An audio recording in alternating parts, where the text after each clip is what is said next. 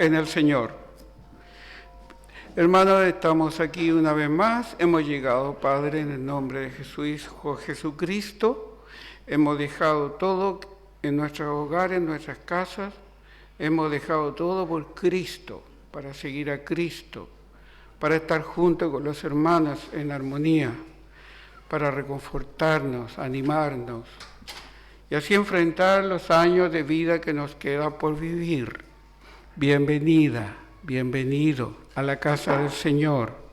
Vamos a disfrutar de lo que en ningún otro lugar encontraríamos, aunque pagáramos millones.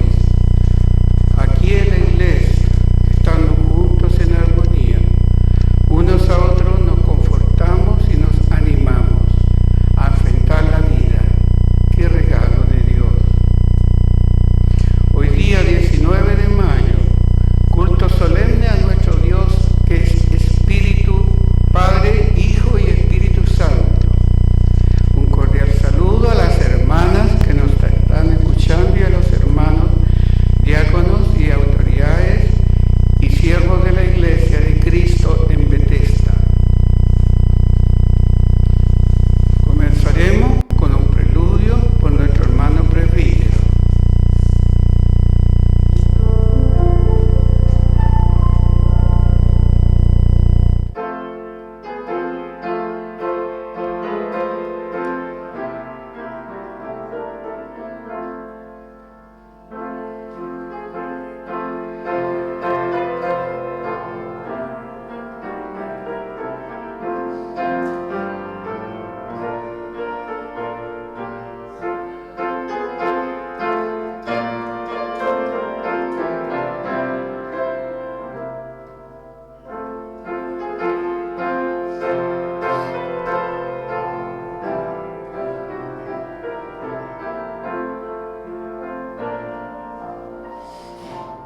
Gracias, Señor. La música nos ayuda a ordenar nuestros pensamientos, a ordenar nuestras células cerebrales. El Señor la creó para que el ser humano se regocijara en ella. Luego del preludio, invocaremos a la grandeza del Señor con una palabra que está escrita. El Señor me ha dado la guianza de que dirija el culto con la palabra. Primera de Crónicas 29:11 dice: Señor Jehová, tuya es, oh Jehová, la magnificencia y el poder, la gloria, la victoria y el honor, porque todas las cosas que están en los cielos y en la tierra son suyas. Suyo, oh Jehová, es el reino, y usted es excelso sobre todos. Las riquezas y la gloria proceden de ti, y tú dominas sobre todo. Y en tu mano está la fuerza y el poder, y en tu mano el hacer grande y el dar poder a todos. Ahora, por Dios nuestro, nosotros en tu iglesia, aquí en calle Santa Petronila, nos juntamos y alabamos y loamos tu glorioso nombre, en el nombre del Padre, del Hijo y del Espíritu Santo. Esa es la grandeza de nuestro Dios para comenzar nuestro culto. Cantaremos nuestro himno lema en muchas ocasiones, 181 de vuestros himnarios impresos si prefieren, y aparecerá proyectado, si es que ya no ha aparecido, el himno Castillo Fuerte en nuestro Dios. 181. Ahí está.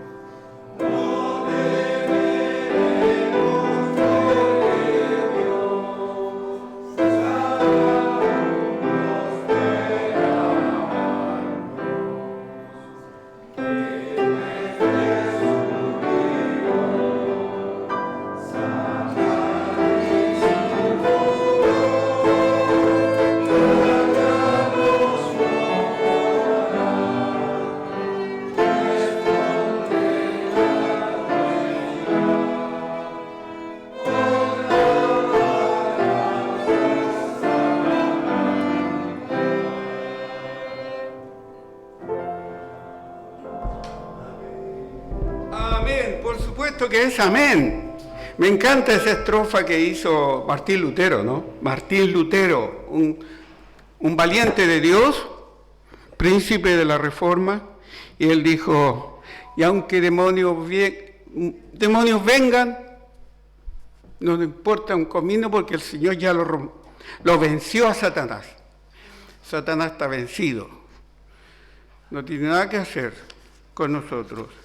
Me encanta eso, porque es como restregando, ¿ves? Hemos vencido a Satanás en el nombre de Jesucristo. Y tenemos ahora que tomen asiento y ya hicimos Castillo Fuerte, nuestro Dios. También debemos confesar que nos desviamos de Dios. Nos desviamos de Dios. Que nos alejamos de Dios. Somos como ovejas que se arrancan. Cada una por su propio camino. Y allá el pastor tiene que ir a buscarlas y a traerlas de nuevo. Las más chiquititas se van más lejos. Otras se van más lejos y el pastor las va a buscar. Nosotros somos como ovejitas para Dios. No somos más que eso. Bueno, somos hijos de Él. Pero también nos arrancamos de Dios. Nos alejamos con nuestra idea, nuestra filosofía, nuestra manera de enfrentar la vida. Nos alejamos de Dios y queremos vivir a nuestra manera. Creo que eso no es lo mejor, porque lo vemos en las noticias, que está mala la cosa, que está mal el país, está mal el mundo, todo porque la gente se aleja de Dios. Nosotros también nos alejamos y tenemos que considerar. La diferencia es que nosotros sí reconocemos, hacemos autocrítica y eso al Señor le agrada, que seamos honestos con Él. Vamos a confesar, vamos a cada uno, le invito a que tomemos a un momento de meditación en que le hemos fallado a Dios en la semana. Pues que ahora nuestro pensamiento a Dios no le agrade porque nos hemos portado mal. Cerremos nuestros ojitos y como niños delante de Dios reconozcamos que todos nosotros nos rescarriamos como ovejas, cada uno por su propio camino. Mas Jehová Dios tomó el pecado y lo puso sobre los hombros de Cristo. Señor, perdónanos porque no sabemos entender su amor. Queremos vivir la vida a nuestra manera y a veces nos metemos en graves problemas por causa de nuestra antojadiza voluntad que heredamos desde que nacimos en la tierra. Ahora, Señor, perdónanos si hemos dejado pasar mucho tiempo sin confesar nuestras culpas. Perdónanos, Señor. Yo sé que en mí, en mi carne, no mora el bien, que quiero hacer el bien, pero me desvío. Ahora, Señor, muéstrame cómo mejorar aquello que me cuesta tanto dejar. Por favor, por su Hijo Jesucristo, que pagó en la cruz, que no vivió su vida, que dio lo mejor que tenía, su sangre pura, limpia, sin contaminación, como mejor cordero sacrificado para Dios. Cristo, perdónanos si nos hemos alejado de su voluntad. Y ahora, Señor, dejamos esta carga en Cristo y decimos, con Cristo estamos juntamente crucificados. Ya no vivo yo, mas Cristo vive en mí. Amén. Bien, hermanos, hemos confesado nuestros pecados, nuestras debilidades.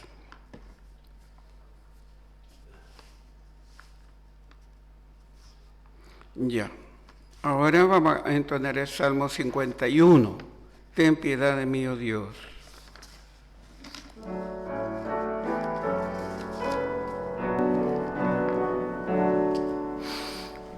Ten piedad de mí, oh Dios, conforme a tu misericordia, conforme al amor que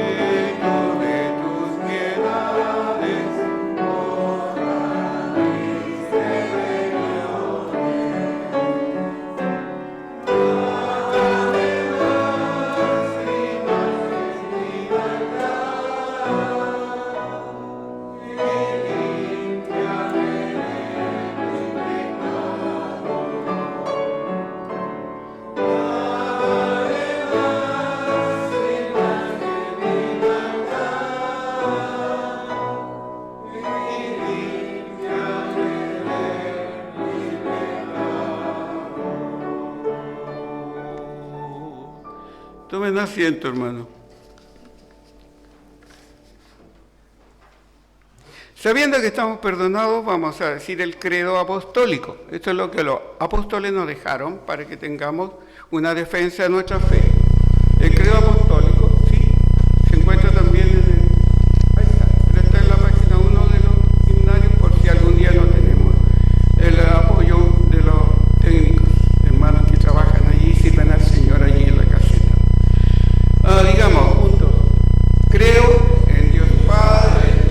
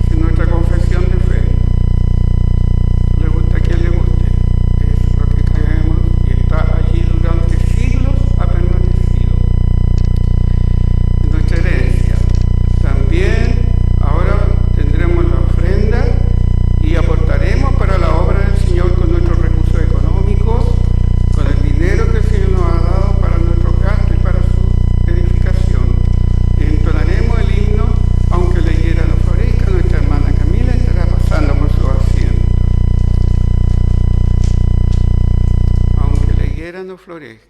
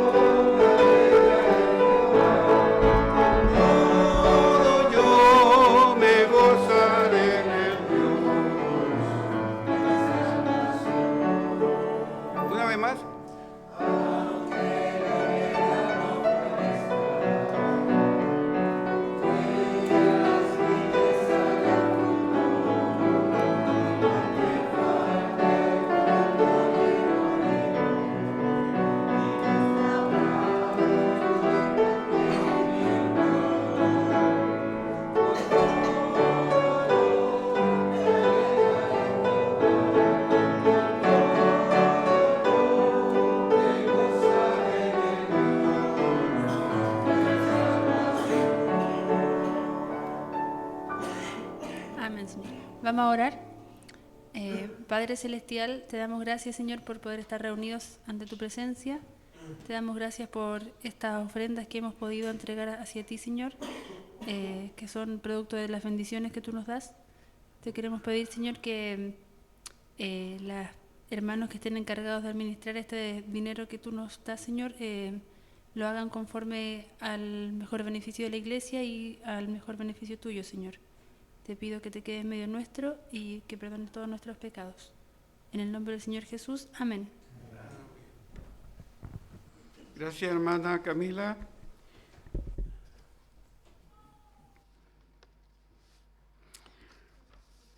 Tendremos una lectura de la Biblia. El Señor tiene algo que decirnos a cada uno y a la iglesia. Salmo 1. Salmo 1. Lo leemos alternadamente, uno yo y uno ustedes. Sentados. Bienaventurado el varón que no anduvo en consejo de malos, ni estuvo en camino de pecadores, ni en silla de escarnecedores se ha sentado.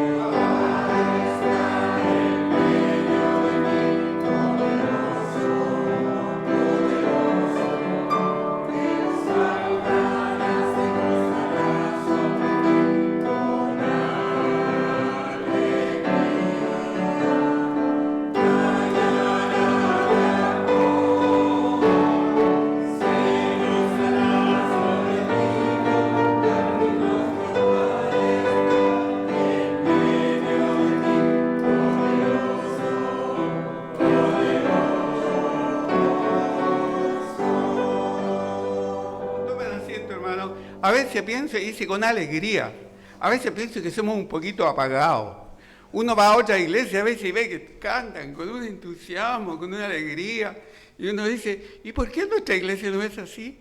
Bueno, uno piensa que lo más importante es la palabra de Dios y la enseñanza que nos queda en lo profundo del corazón. Quizás no tanto estar tan contento ahí cantando, pero sí sabiendo que recibimos la palabra con gozo en nuestro corazón, que es una vitamina para la semana. La palabra de Dios es una vitamina, es una fuerza. Esa es nuestra alegría, saber que Dios no nos abandona aún en los momentos más difíciles. Esa es nuestra alegría. ¿Sí? No una alegría así, pura sonrisa y baile. Puede que sí, en alguna iglesia es la manera de expresar su gratitud a Dios. ¿Por qué no? Estamos alegres. Uno va a un cumpleaños, una fiesta, está alegre. Pero también es verdad que el Señor nos enseña a través de la palabra que en los momentos difíciles y debilidades, Él también nos da alegría, nos da gozo para salir adelante de nuestras cosas que nos llegan de repente, imprevistos. Bien, esa es nuestra alegría, el Señor está siempre con nosotros, gracias a Dios.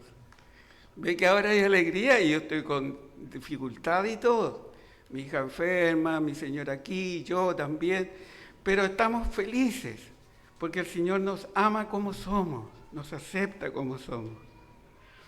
Y está en medio nuestro, por eso nos quiere decir algo muy importante. El Señor está en la segunda lectura de la palabra, Mateo 25. Mateo 25, 31 al 46. Lectura del Nuevo Testamento. ¿Lo tenemos? Sí. Ya. Alternadamente, dijimos Mateo 25, 31 al 46. ¿Está correcto? Decimos, hermanos y hermanas de la iglesia Bethesda, 25 del 31. Cuando el Hijo del Hombre venga en su gloria y todos los santos y ángeles con él, entonces se sentará en su trono de gloria. Y serán reunidas delante de él todas las naciones, apartará a los unos de los otros, como aparta el pastor las ovejas de los cabritos. Y pondrá las ovejas a su derecha y los cabritos a su izquierda.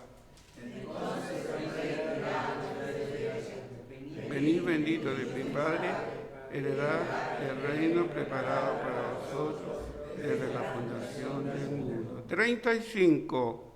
Porque tuve hambre y me diste de comer, tuve sed y me diste de beber. Fui forastero y me recogisteis. Estuve desnudo y me cubriste. Enfermo y me visitasteis. En la cárcel y vinisteis a mí. Entonces los justos le responderán diciendo, Señor, ¿cuándo te vimos hambriento y te sustentamos, o sediento y te dimos de beber? ¿Cuándo te vimos forastero y te recogimos, o desnudo y te cubrimos? ¿O cuándo te vimos enfermo o en la cárcel y vinimos a ti? Y respondiendo el rey les dirá, de cierto os digo, en cuanto lo hiciste a uno de mis hermanos más pequeños, a mí me lo hiciste. Entonces dirá también a los de la izquierda, apartados de mí, malditos, el fuego eterno preparado para el diablo y sus ángeles. Porque tuve hambre y no me disteis de comer, tuve sed y no me disteis de beber, fui forastero y no me recogisteis. Me toca a mí. 43. Fui forastero y no me recogisteis. Estuve desnudo y no me cubristeis. Enfermo y en la cárcel y no me visitasteis. Entonces también ellos de la congregación dicen, Señor, ¿cuándo te vimos también forastero, desnudo, enfermo, en la cárcel y no te servimos? Entonces le responderá diciendo, de cierto digo que cuanto no lo hiciste a uno de estos más pequeños, tampoco a mí me lo hiciste, juntos. E irán estos al castigo eterno y los justos a la vida eterna. Amén. Bueno, ya estamos pasado la mitad de la liturgia y entonaremos el himno Ya vino a mi corazón y esperamos al pastor Arturo Guzmán para que nos traiga la palabra del Señor el día domingo, hoy 19. Ya vino a mi corazón. Jesús ya vino a mi corazón. ¿Nos ponemos de pie? Amén.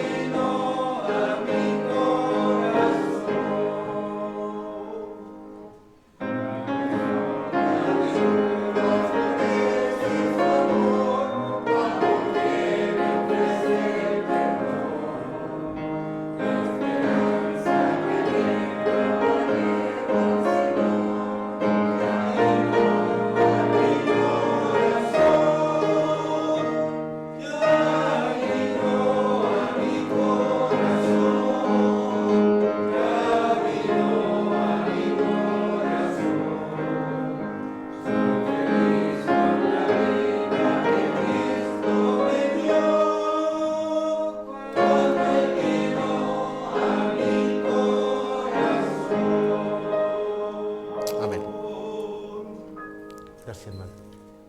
Tomen asiento. Es realmente el punto de inflexión en la vida del hombre. Justamente eso, cuando Cristo vino al corazón. Es un evento redentor, único, irrepetible. No sucede una o dos veces ni tres veces, sino que es como cuando uno nace por primera vez a este mundo, no nace dos o tres veces. La vida cristiana, el nuevo nacimiento, son justamente un punto de inflexión en la vida del ser humano.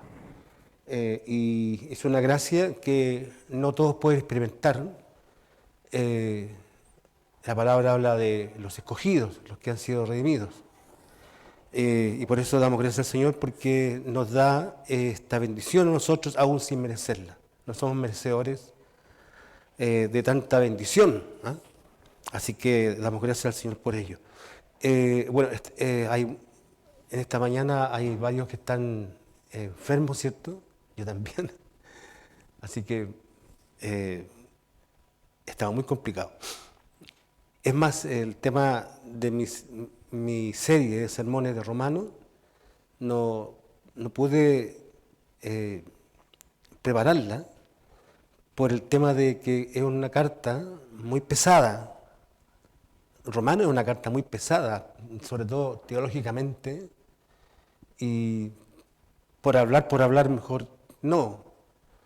Entonces hice un paréntesis y quiero referirme a una cartita pequeña. Cuando tú vas a tu Biblia vas a encontrar solamente una hoja, que es la famosa y pequeña carta de Filemón. Y esta carta, escuchábamos en lo que el hermano en la primera parte hacía alusión a los textos que estábamos recitando, que hablaba de que cuando me diste de beber, de comer, ¿cierto? Y eso lo dijo Jesús en cuanto a que ahora el hombre y la mujer tienen que tener misericordia. Y una de las características de los creyentes es que estos tienen amor. Amén. Si no, no estaríamos aquí. Algo que nos mueve a nosotros es el amor. Y el amor hacia Dios primeramente y hacia el prójimo. Si ese amor nos hubiera hecho real en nuestra vida, ténganlo por seguro que yo estuviera en la cancha de fútbol, ¿no? O con los amigos el día domingo, o pesco mi auto y me voy a la playa, o al campo ahora que estamos en invierno. Es casi seguro, porque en algo hay que ocupar el tiempo. Pero estamos aquí, estamos en la iglesia, y no solamente cuando entendemos la iglesia no entendemos solamente esta área geográfica, sino que a la iglesia de Cristo, a la iglesia del Señor, que está en este mundo, ¿ah? Y que es como una ciudadela en medio del sequedal, y estamos aquí porque el Señor nos llamó a ser parte de un ministerio. Solamente esas son las cosas que nos mueven, pero sobre todo el amor y la misericordia. Amén. Y eso han de ser los motores que hagan que nosotros tengamos esa disposición, que para muchos es una locura o es un fanatismo, para nosotros es una disposición, una entrega al Señor. Nosotros creemos en Cristo, que es un Cristo que resucitó de entre los muertos y que está sentado a la diestra de Dios Padre. Amén. Eso de la diestra significa autoridad. Él tiene toda la autoridad ahora y está intercediendo por nosotros. Fíjense que me había detenido a ese texto que dice que está sentado a la diestra de Dios Padre, que está intercediendo por nosotros. Él no ha dejado de trabajar. Él trabaja todo el tiempo por su iglesia. Está intercediendo por María, por Pedro, por Marcos, en fin, por cada uno de nosotros. Y esta carta de Filemón, si bien es cierto, es una carta muy pequeña, pero es una bomba así, algo que te remece los sesos, ¿cierto? En cuanto al amor y al perdón. Pablo escribe esta carta, como gran parte de sus cartas, de la cárcel y de una cárcel que se ubicaba en Roma. Esta es una de sus primeras excarcelaciones. Pablo tuvo varias excarcelaciones, pero las que más se destacan son las últimas dos, porque eran el último periodo de su vida. Y se le conoce estas cartas como justamente las carcelarias. También se le conoce como las pastorales. Y esta carta es una carta personal hasta cierto punto, porque cuando uno va al detalle del texto se da cuenta que no es tan así. Y esta carta cuenta la historia de dos personas, Filemón, Onésimo, más bien dicho de tres personas, y Pablo. Y como que Pablo está haciendo una especie como de Cristo, que está intercediendo entre dos personajes. Aparentemente el Onésimo era esclavo. Recordemos que en el tiempo de Jesús y de Pablo la esclavitud era normal o era una cosa cultural, estaba totalmente asumida, y este era un esclavo de Filemón. Él comete un error, Onésimo comete un error con su amo, grave. Y esto podía significar su muerte. Y Pablo, en su escarcelamiento en Roma, que era un escarcelamiento muy particular porque estaba prisionero, pero estaba en su casa o en una casa que se arrendaba. Era un escarcelamiento domiciliario. ¿Ah? Y ahí surge esta trama, esta historia, que es tremendamente rica porque por un lado nos demanda, es tremendamente demandante esta pequeña joya, esta misiva,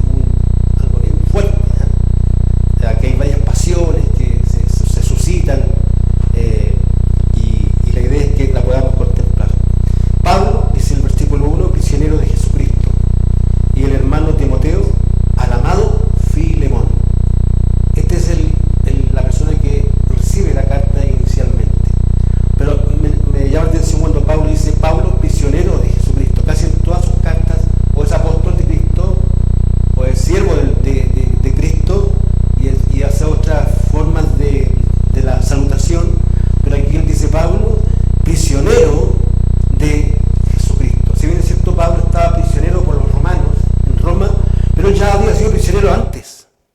Ya había sido prisionero por Jesucristo. Dice Pablo, prisionero de Jesucristo. No fue Roma quien lo llevó a la cárcel, no fue el imperio, lo llevó se hizo prisionero, lo llevó a ser prisionero de Jesucristo. Punto importante, porque nosotros también somos prisioneros de Jesucristo. Somos siervos y somos esclavos de Jesucristo. De repente aparece la palabra siervos ahí en las presentaciones que hace Pablo, pero quizás esa es una palabra que no da el sentido más exacto. La palabra más exacta es que cada creyente es un esclavo, o doulos en el griego. Somos esclavos de Jesucristo. Y un esclavo, en el sentido de la palabra, un hombre que era esclavo era una persona, hombre o mujer, que perdía todas sus atribuciones, perdía todos sus intereses, se quedaba nula como persona. Es más, los esclavos en aquel tiempo eran cosas. Eran como un serrucho o como un martillo. Tenían esa definición para el mundo de aquel tiempo. Pero nosotros somos esclavos de Jesucristo.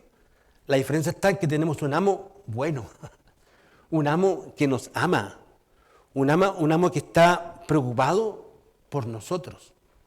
Así que lo más extraordinario que le puede pasar al hombre es que este hombre y mujer pueda ser siervo o doulos de Jesucristo. Entonces Pablo se presenta y esas son sus credenciales, no basta más, no hay que poner tanta chapa aquí, sino que era realmente central eso que menciona Pablo, siervo, prisionero de Jesucristo. Y el hermano Timoteo, siempre hay colaboradores con Pablo trabajando en la obra. Qué importante que uno en la obra no se sienta solo, no estoy hablando por mí, sino que por cada uno de ustedes, por presbíteros, diáconos, ancianos, que no se sienta solo en esta tarea. Esta tarea se torna difícil, no por los recursos meramente, sino por el tema espiritual. Satanás está haciendo un trabajo de joyería, y muchas veces no nos damos cuenta. Satanás nos quiere alejar del Señor y pone cortapinzas, pone obstáculos para que mi avance sea el menor. Así que orar por la obra, amén. Tenemos que orar por cada uno, los unos por los otros. Entonces, qué importante que detrás del pastor, detrás de un siervo, de una sierva, existan hermanos colaboradores. Aquí en la iglesia somos todos colaboradores, amén, primeramente del Señor, colaboradores en su obra. Dice, y a la amada hermana Apia, primero saluda a Filemón, que es el destinatario de la carta, colaborador nuestro, Filemón. Filemón lo encontramos en Colosenses, el último capítulo de Colosenses encontramos a Filemón. Filemón aparentemente era una especie de terrateniente con recursos, tenía esclavos.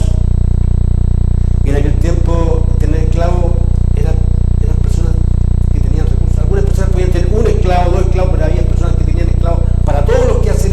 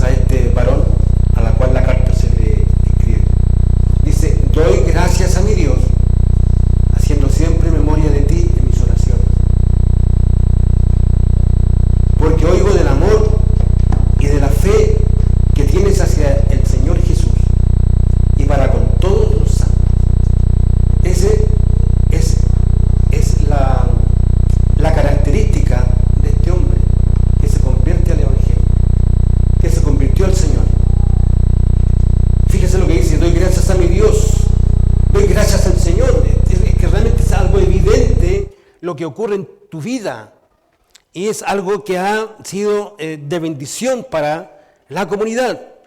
Entonces, y por eso doy gracias a mi Dios, haciendo siempre memoria de ti en mis oraciones, porque oigo, ¿te dan cuenta, no? Porque oigo del amor. Es algo manifiesto. Y es algo que se debe manifestar en nosotros. Y si nosotros no estamos trabajando para ello, porque hay que esforzarse también en el amor. El amor no es solamente algo meramente cándido, o algo meramente romántico, sino que el amor es un tema de responsabilidad. De responsabilidad. El amor me hace comprometerme a una causa, a un propósito. El amor me mueve, ¿cierto?, a poder trabajar con ahínco y con deseo. Y solamente basta con acordarnos de nuestros amores, ¿cierto?, que tuvimos en nuestras esposas, nuestros esposos, ¿cierto?, cómo nos llevaba a hacer cosas que probablemente no lo haríamos en otras circunstancias. El amor te lleva a hacer cosas muchas veces por tu amada, por tu amado, que no lo harías fácilmente en otras circunstancias. El amor, ¿cierto?, de los creyentes hace que la iglesia avance. El amor de los creyentes hace que la iglesia tenga unidad, comunión, koinonía, que es una palabra que también aparece aquí. El amor. Porque oigo del amor y de la fe, dice. O sea, cuando habla de la fe, que este era un creyente verdadero. No era un creyente nominal, no era una persona que tenía ciertas características que aparentemente lo hacían hacer como un cristiano. No, él tenía una fe y un amor intrínseco. Un amor y una fe que se hacían notar, eran evidentes a la opinión de los demás y al testimonio de los creyentes en aquel tiempo. De la fe que tienes hacia el Señor Jesús, primeramente. Amor y fe hacia el Señor Jesús. Y aquí viene lo importante. Y para con todos los santos, o sea, para la iglesia. Y ahí está el tema. Muchas veces uno predica sin querer un evangelio solamente horizontal. Amar a Dios. Y eso es relativamente fácil. Amar a Dios. Bueno, si tú le preguntas a una persona, oye, ¿usted cree en Dios? ¿Te ama a Dios? Sí, yo creo en Dios, sí, yo quiero a Dios. Yo siento un cierto sentimiento hacia Dios. Y dentro del mundo cristiano también, pero eso tiende a ser fácil. Porque lo más difícil es amar al prójimo. Si no me soporto yo muchas veces, ¿cómo voy a soportar a los demás? ¿Cómo voy a perdonar su mala intención o el daño que me ha provocado? ¿Cómo me piden que ame a una persona que me ha hecho la vida imposible? Pero Jesús dice que tenemos que amar hasta nuestros enemigos. Entonces, cuando hablamos del amor cristiano, no es el amor 50-50 de Hollywood, sino que es un amor incondicional. Un amor que va más allá de los estándares del mundo, sino que es un amor a toda prueba. A toda prueba. Y eso era el amor que tenía este hombre, Filemón. Y eso eran las credenciales que lo hacían particular y lo hacían un líder, no porque se autoproclamó líder, sino que porque su testimonio lo llevó a la iglesia a levantarlo como un siervo en aquel momento. Porque oigo del amor y de la fe que tienes hacia el Señor Jesús y para con todos los santos, para con toda la iglesia. Estaba preocupado, estaba pendiente de la obra del Señor. Bueno, en ese tiempo no habían teléfonos celulares, no había mail, nada de eso, entonces ¿cómo se comunicaban? Pero se comunicaban, se visitaban, estaban juntos, compartían justamente los días que tenían que juntarse, el primer día de la semana, que era el día domingo, porque la iglesia, el primer día de la semana, el día domingo, la iglesia ya se juntaba en aquel tiempo, ya se reunía. Lo hacían. Y este era un colaborador que estaba justamente trabajando para que la iglesia creciera y el evangelio se propagara y la salvación llegara a muchos. Y aquí aparece el versículo 6, que son estas palabras de Pablo que de repente aparecen en la Biblia que son muy difíciles como de poder entender, pero básicamente quiero decirle que estos versículos 6 y 7, pero básicamente el 6 nos habla de algo muy importante dentro de la comunidad cristiana, que es la koinonía, la comunión. Dice, para que la participación, que traducido en el griego es koinonía, de tu fe sea eficaz en el conocimiento de todo el bien que está en vosotros por Cristo Jesús. ¿Cómo entendemos eso?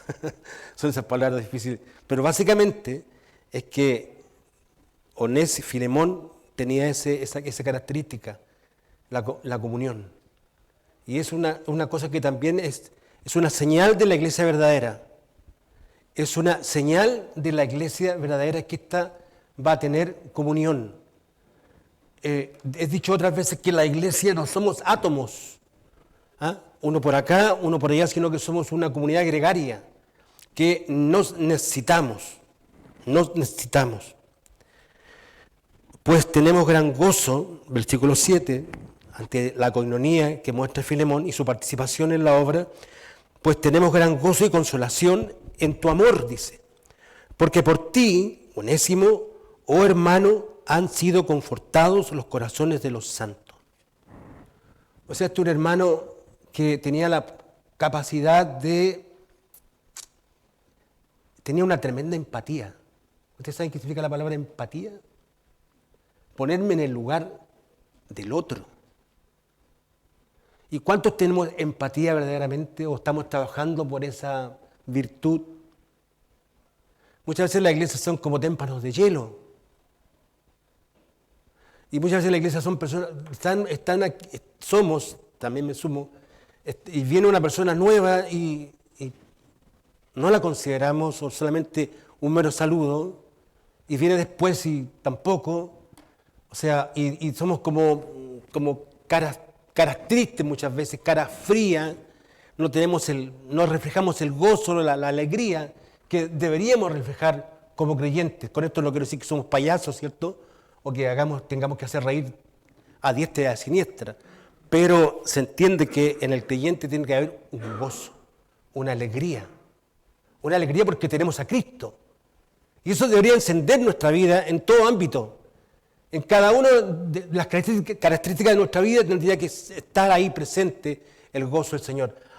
Aunque estemos pasando las peores dificultades o las más grandes pruebas, el gozo del Señor es la fortaleza de nuestras vidas, dice la palabra del Señor. Entonces, una de las características de los creyentes es que estos tienen gozo y alegría.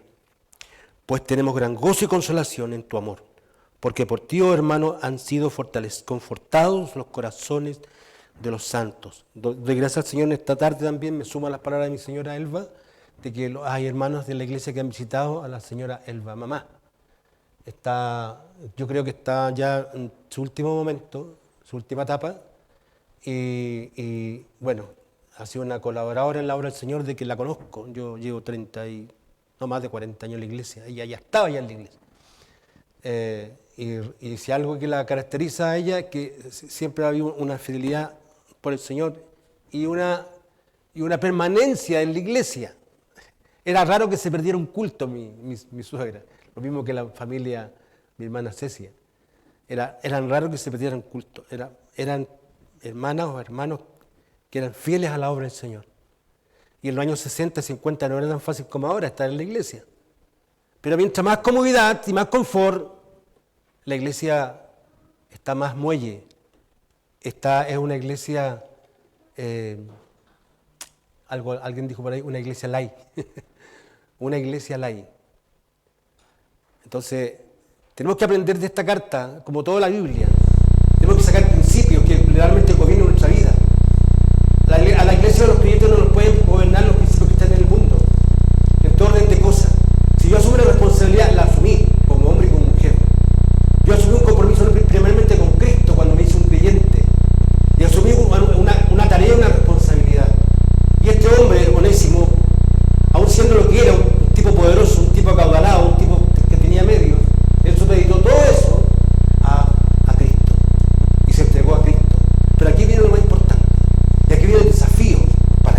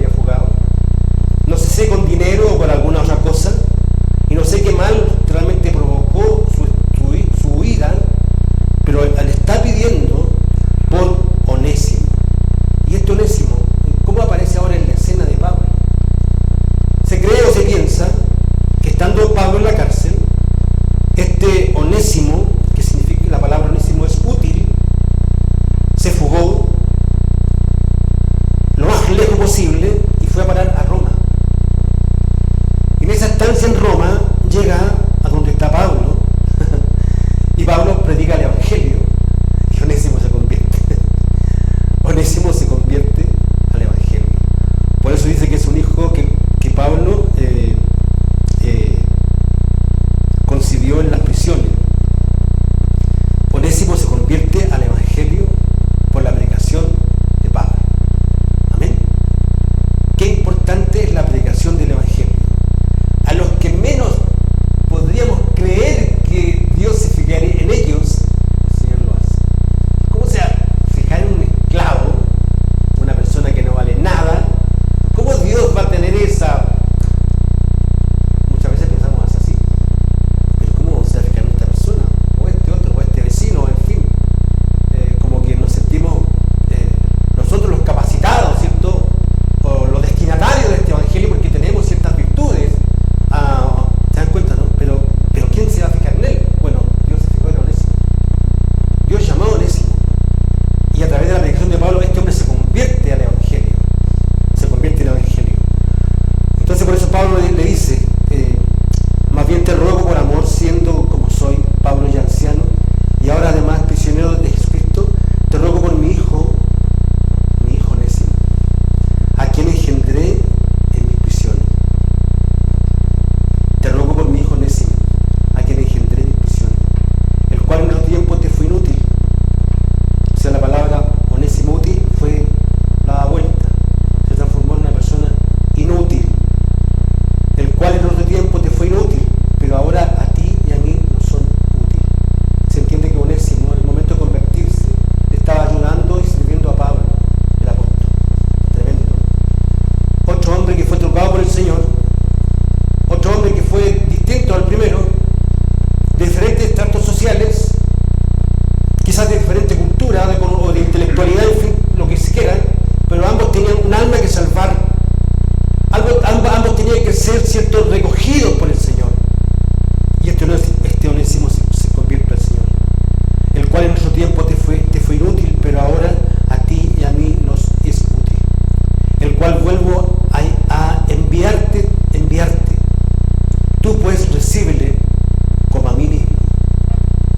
Se deja entrever de que esta carta fue llevada a este Filemón justamente por Onésimo. ¡Wow! ¡Qué experiencia! O sea, va a llegar el momento en que se encuentren y Onésimo le entregue la carta de Pablo. O sea, ¿cómo se ve ese escenario? O sea, en ese tiempo, este prisionero, este esclavo era reo de muerte. O sea, ya el momento en que tomó algo, en que hizo una fechoría, ya era reo de muerte, no tenía ninguna alternativa. No había ningún juicio para él. No había una corte que lo ayudara o que convocara ciertos testigos para que su pena sea acreditada. No había nada. Entonces, supuestamente esta carta la lleva el mismo Onésimo a Filemón. Yo quisiera retenerle, dice Pablo en el versículo 13, conmigo para que en lugar tuyo me sirviese en mis prisiones por el Evangelio. Pablo también necesitaba ayuda, pero Pablo como apóstol su autoridad no era una autoridad prepotente, ¿cierto? No era una autoridad de soberbia, sino que él también se pone en Onésimo, en la persona de Onésimo, porque de Filemón, porque de este hombre era Onésimo. Y fíjense el versículo 14, hasta dónde llega el carácter de Pablo. Pero nada quise hacer sin tu consentimiento.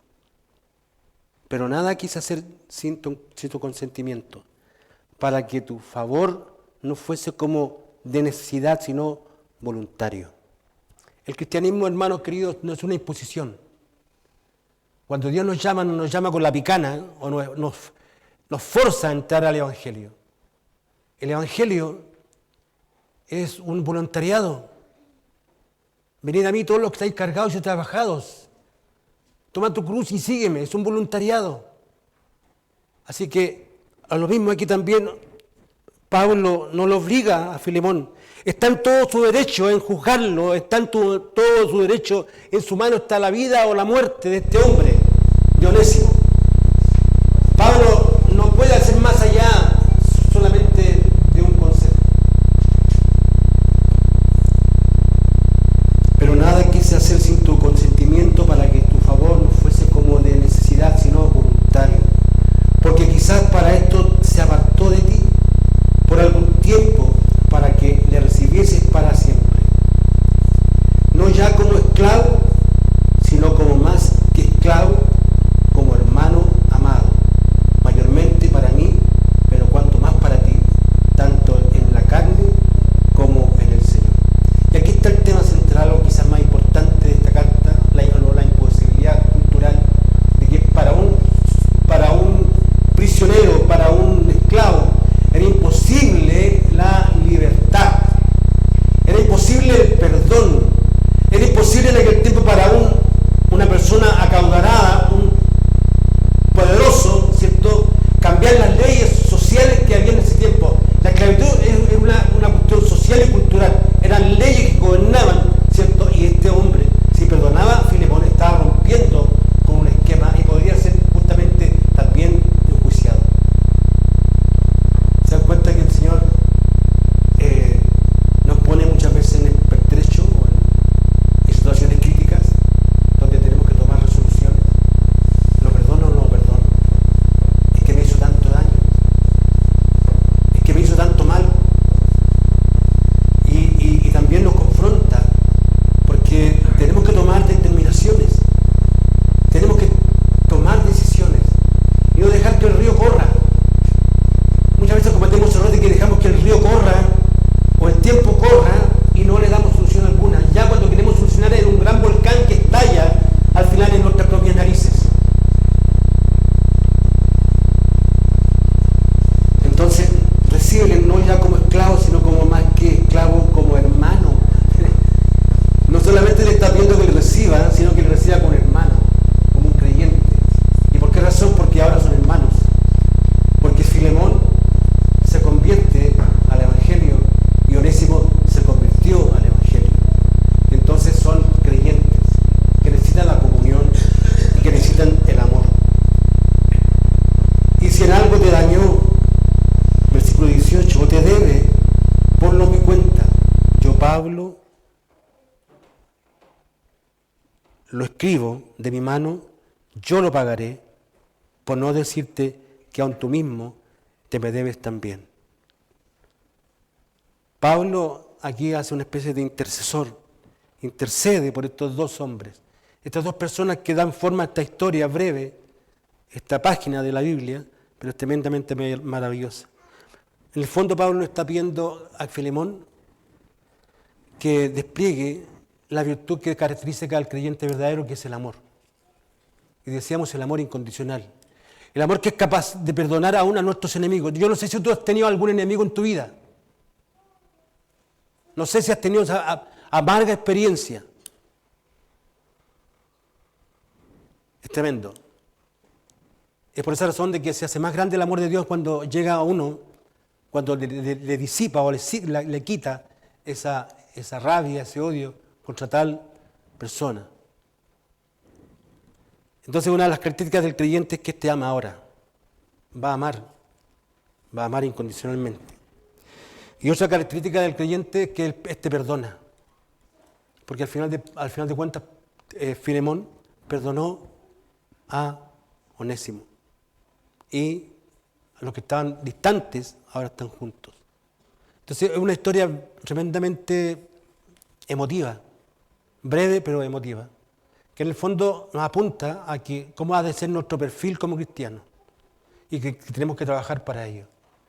La iglesia no es algo meramente romántico, la vida cristiana no es algo meramente romántico, sino que son experiencias, es la actitud de poner justamente mi vida a los requerimientos y los mandatos del Señor. Que el Señor bendiga nuestra iglesia, que realmente reflejemos el amor de Dios y especialmente el perdón de Dios, porque muchas veces estamos aquí sin perdonarnos. Yo he visto la historia de la iglesia reciente del presbiterio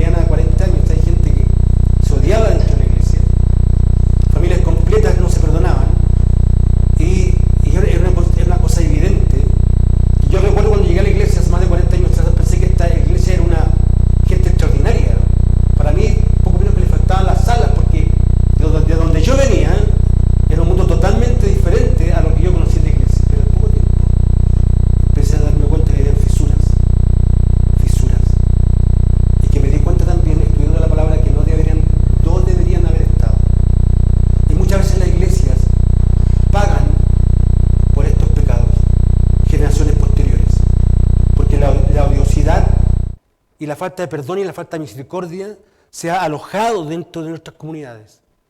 Por eso es importante esta carta, y léela, hermano querido, para que primeramente tú tengas la paz y el amor de Dios en tu corazón. Para que segundo tú puedas perdonar a otro que a lo mejor te ha hecho daño. Y para que tengas la capacidad de amor. Primeramente por tus seres queridos y por tu iglesia y por los demás. Oremos, Señor y Padre. Te damos gracias, Señor, en esta mañana por esta preciosa epístola, Señor, de Pablo, que nos narra la experiencia de dos hombres que al final se reencontraron en el amor y el perdón y la misericordia, que fueron primeramente desplegados por ti. También, Señor, háblanos y que estas características de la vida cristiana se internalicen, se hagan carne en nosotros, Señor, se encarnen en nuestras vidas, que sean el motor y el deseo de seguir avanzando y seguir luchando y trabajando por tu causa, para alcanzar a otros para Cristo. En el precioso nombre de Jesús, amén y amén.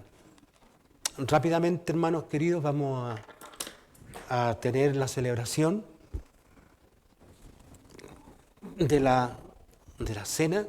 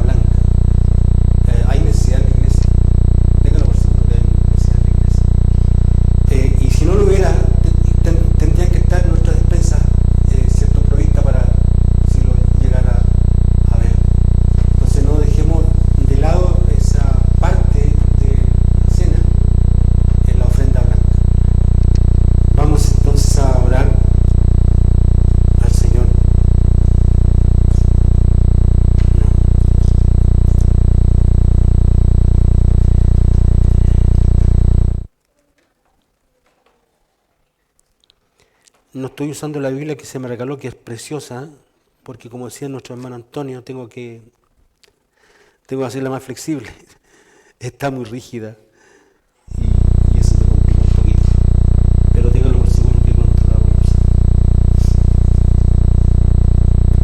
Además está decir de que obviamente para participar de la cena los creyentes tenemos que prepararnos para este momento.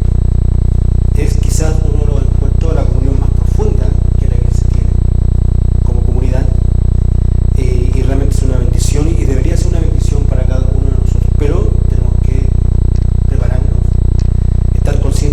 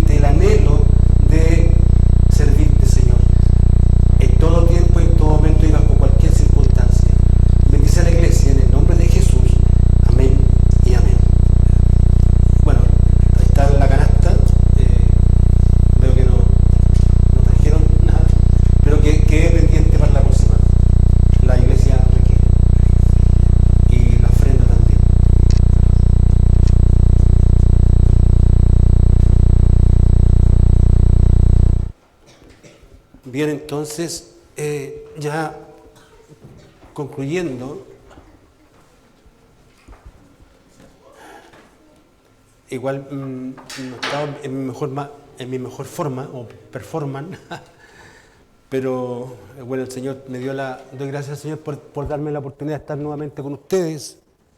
Llegó un momento en que pensé no venir porque estaba complicado, pero me sentí fortalecido sobre todo en medio de la palabra. Vamos a ponernos en pie. Claro, los hermanos que tengan de ofrendar, lo voy a hacer posteriormente a nuestro...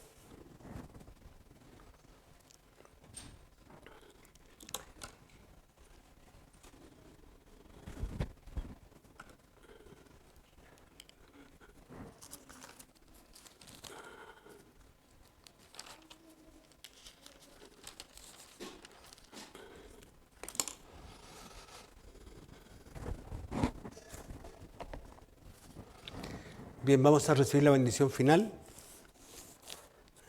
que es importante dentro de nuestro servicio. Los lentes, por favor. Gracias. Siguen los niños ofrendando. Qué bueno. Bien, vamos entonces... ordenen a los pequeños para recibir la bendición. Pónganse en pie los que vamos a recibir la bendición. Dice así la palabra del Señor. Jehová te bendiga y te guarde. Jehová haga resplandecer su rostro sobre ti y tenga de ti misericordia. Jehová alce sobre ti su rostro y ponga en ti paz. Señor, y gracias por esta jornada, por este día donde nos hemos reunido, Señor, a celebrar tu gracia y tu misericordia y tu amor desplegado sobre nuestras vidas. Te pedimos y te rogamos que tú nos ayudes a poder vivir la vida cristiana y seguir avanzando. Bendice a cada familia aquí representada, bendice a la iglesia, que podamos ser, Señor, portadores de tu gran verdad a otros, especialmente a nuestros vecinos, Señor. Que esa sea nuestra tarea, lo que resta de nuestra vida. En el nombre de Jesús, amén y amén.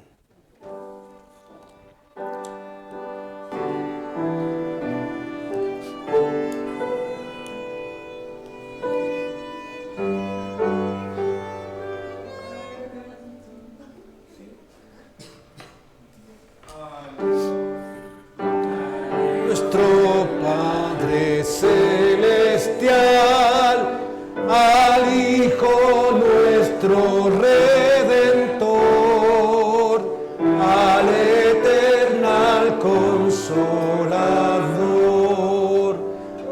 unidos todos alaban, cantad al Trino y uno Dios, sus alabanzas entonar, su eterna honra proclamar, con voz de amor y gratitud. Amén. Amén, hermanos, hemos concluido hoy día. Tengamos una linda semana en el Señor. Amén. Amén.